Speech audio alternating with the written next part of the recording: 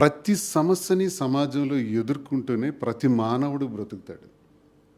మాకైతే ఆర్థిక సమస్య లేదు. లేదా ఇంకో రకమైన సమస్యలు కూడా లేవు గానీ, ఆరోగ్యపరమైన సమస్యలు లేవు గానీ, ఉన్నదంతా కుటుంబ సమస్య.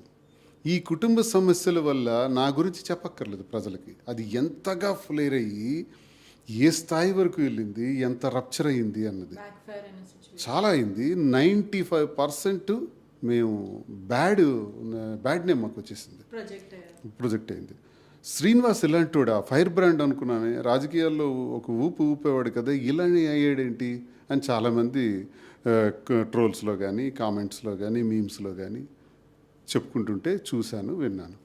అలాగే మాధురి ఒక కుటుంబానికి చెందినటువంటి, ఒక పెద్ద కుటుంబానికి చెందినటువంటి అమ్మాయి, చదువుకున్నటువంటి అమ్మాయి.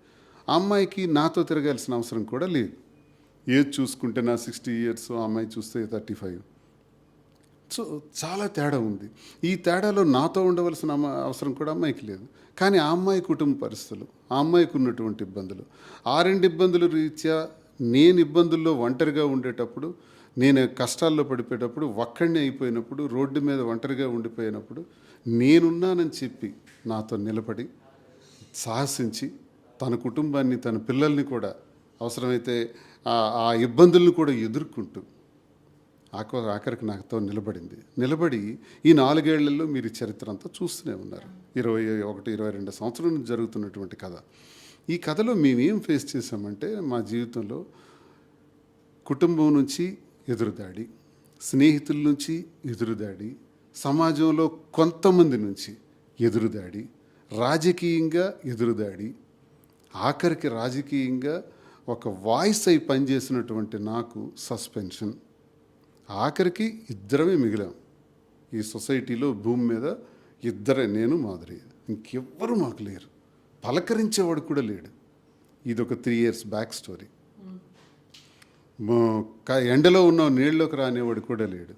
ఆ స్థితి నుంచి ఈరోజు వ్యాపార రంగంలో, టెక్స్టైల్స్లో రంగంలోకి అడుగు పెడితే ఈ 6 నెలల్లోనే ఊహించని బిజినెస్ చేశాం. ఊహించని సపోర్ట్ పబ్లిక్ నుంచి వచ్చింది. 2 రాష్ట్రాల తెలుగు ప్రజలే కాదు, అందరి వద్ద నుంచి కూడా, తెలంగాణ నుంచి ప్రత్యేకంగా బ్రహ్మాండమైన సపోర్ట్ వచ్చింది. సపోర్ట్ వచ్చి ఈ బిజినెస్ అతి తక్కువ కాలంలోనే గ్రాండ్ సక్సెస్ చేశాం. మరిన్ని బ్రాంచెస్ ఎక్స్టెన్షన్ చేయడానికి ధైర్యం వచ్చేసింది. మరో బ్రాంచ్ రెడీ అవుతుంది కూకట్పల్లిలో, అలాగే జూబ్లీహిల్స్లో మరొకటి ప్లాన్ చేస్తున్నాం, వైజాగ్లో మరొకటి ప్లాన్ చేస్తున్నాం.